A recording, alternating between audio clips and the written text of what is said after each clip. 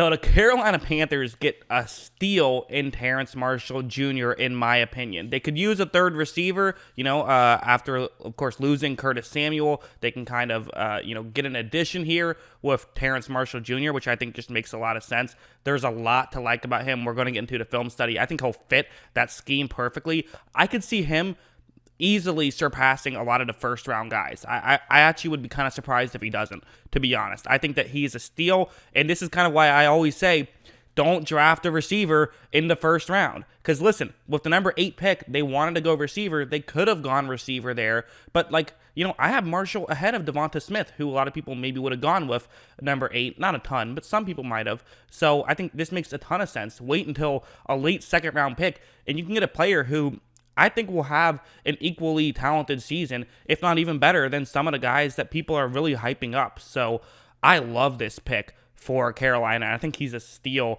As a Buccaneers fan, I hate it because I think he's going to be really good, and it's going to suck to cover, all those guys in Carolina. They got another good receiver. Let's get into the film study and talk about what he'll bring to Carolina. So we'll start things off with this play. What's going to end up happening is that it's almost set up as though this is a very fun coverage the defense is running. It's kind of like they're selling as though this is going to be a cover 0 of some sort, but it isn't. They're going to drop 2 players back into coverage. So still a cover 0 as in there's no safety deep, but it's not exactly like there's 6 players rushing to passers. It's kind of a modified cover 0, which it's fun, very fun to watch. And what you're going to see from Terrace Marshall is he's going to be running a route where he's just going to cut over the middle. It's a 3rd down and 5.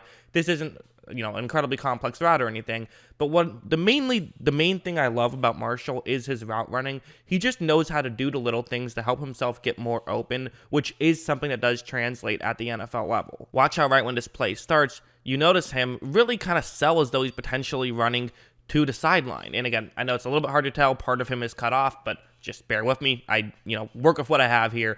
But that's what he's doing. He's selling as though he's going to get to the outside. And just those small things, they don't seem like they should matter too much, but those subtle little details really do matter. And that can oftentimes be the difference between getting open and not getting open, especially on a play like this, where you have to get the first down because it's 3rd down and 5. So then when he cuts, that little extra yard he got was enough that he needed to get the first down. If he didn't do that little subtle move, he probably doesn't get the first down. So, he's a smart player, knows how to run routes. That's definitely one of the key things to look at when you're watching Terrace Marshall. There's also something like this where, everyone's going crazy about Jamar Chase's explosiveness. Well, Marshall ran a faster 40. Again, we don't know enough about the 40-yard dashes because it's, pro day times. Who really knows how these things work? But the point is that just Terrace Marshall is very explosive. He can run very quick, and that's obviously a plus.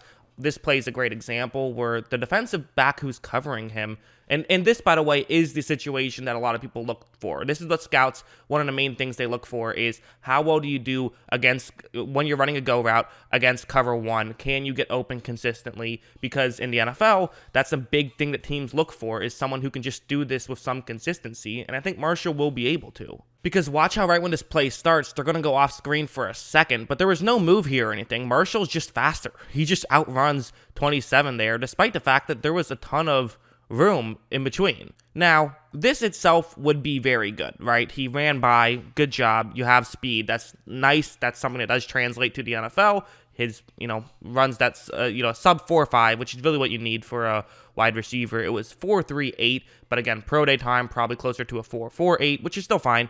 You can work with that. But even so, what's more impressive, I think, is, so he's already won this matchup, but 27 is going to say, hey, let's create some contact. Maybe it'll get called, but you know what? If it gets called, then they get the ball at the 1 instead of a touchdown, and, it doesn't affect his stats, so there you go. Might as well try that. And also, maybe it won't get called, and you can just get a straight-up incompletion. So he's going to end up grabbing Marshall's right hand. That's what he's going to do.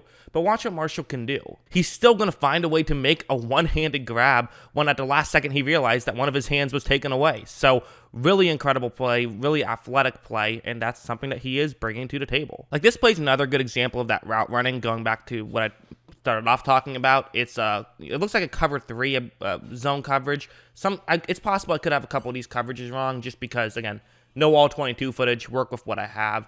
But really, the main thing I'm watching and talking about here on this play is, once again, going to be that route running. Watch how right when this play starts, when he runs a little bit to the inside, which gets the defensive player. See how his hips are turned towards the inside? His back is facing the sideline, but that's where Marshall is going to end up going. And that's what Marshall understands about the game of football. He's very smart in that way, where he just knows how to get a defensive player to sort of get his hips turned around, make it seem as though he's going one way and then going the other. So then later on in this route, he is going to get open because of that, and he is able to make the grab, and they get a first down. And again, just really good plays by Terrace Marshall. He can do this kind of stuff consistently. I'm very blown away by his route running, and it does remind me of Jefferson a little bit. It really does, of Justin Jefferson. Like, this one's another example of it, where what's going to end up happening on this play is that you're going to see there's going to be man coverage that Missouri is in, and for Terrace Marshall,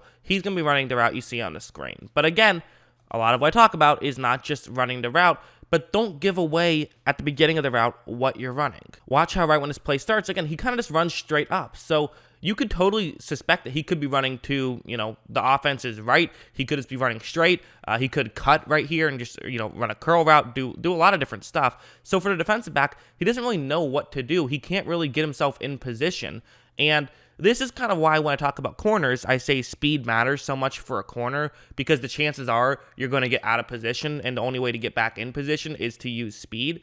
But what makes Marshall so good is that he uses his footwork and his route running to get you out of position, and he has the speed and he has the catch radius to then, take advantage of that. Because watch how then when he accelerates, he just blows right by the corner who got fooled, which is one thing, but then there's just no way you're catching up to Marshall. So there's that as well. So there's just a ton to like about him, and it's really hard to imagine what he can do not working out at the NFL level. There's just a ton that he does so well. Like, one more play. This one, what's going to happen is that, again, man coverage. This is a cover one blitz, so no one's over the middle of the field. That's probably where LSU wants to attack, and Marshall is going to be running over in that direction.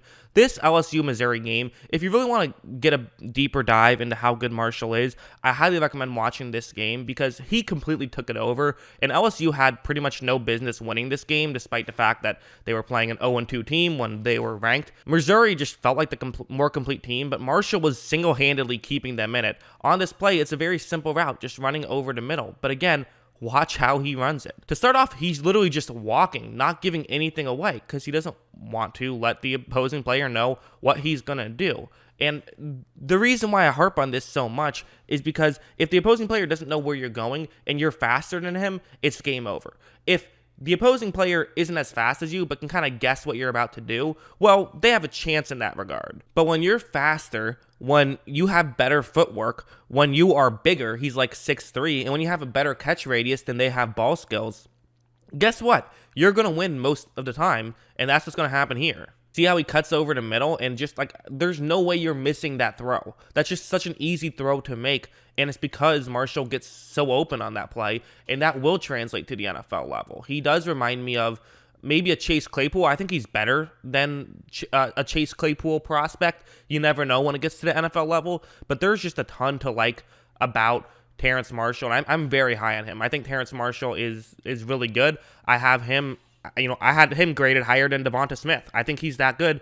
And honestly, you can make an argument for him being higher than Jamar Chase. Like, I wouldn't hate that argument. I think you could legitimately make that strong of an argument because of how good he is. So yeah, that's what I think. What do you guys think? What are your thoughts? Am I crazy or am I right? Is he really that legit of a prospect? I always love hearing from you. And of course, as always, thanks for watching.